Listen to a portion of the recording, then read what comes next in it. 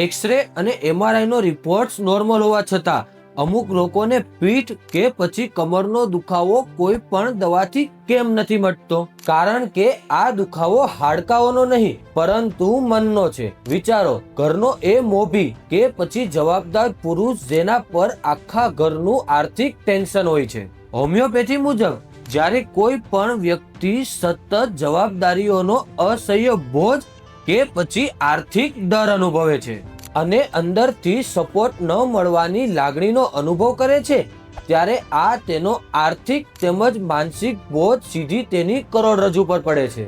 મનની અંદર છુપાયેલો આ આર્થિક બોજ કે પછી ચિંતા તમારા શરીરમાં પીઠની અંદર ભયંકર દુખાવો, સ્લીપ ડિસ્ક કે પછી સાયટિકા બનીને તમારા શરીરને જકડી લે છે. એટલે જ પેઇન કિલર ગળવાથી કે પછી કોઈ પણ મલમ લગાવવાથી આ દર્દમાં કાયમી ઈલાજ નથી થતો.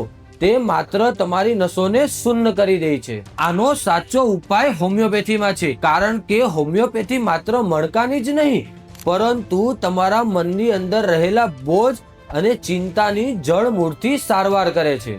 જળમૂળથી સારવાર થતાં જ મનની અંદર રહેલો બોજ ઓછો થાય છે, કરોડરજ્જુ પરનું દબાણ ઘટે છે અને પીઠનો ભયંકર દુખાવો ધીરે ધીરે કરીને કુદરતી રીતે ગાયબ થઈ જાય છે. જો તમને પણ આવી કોઈ પણ બીમારી હોય તો આજે જ અમારો સંપર્ક કરો.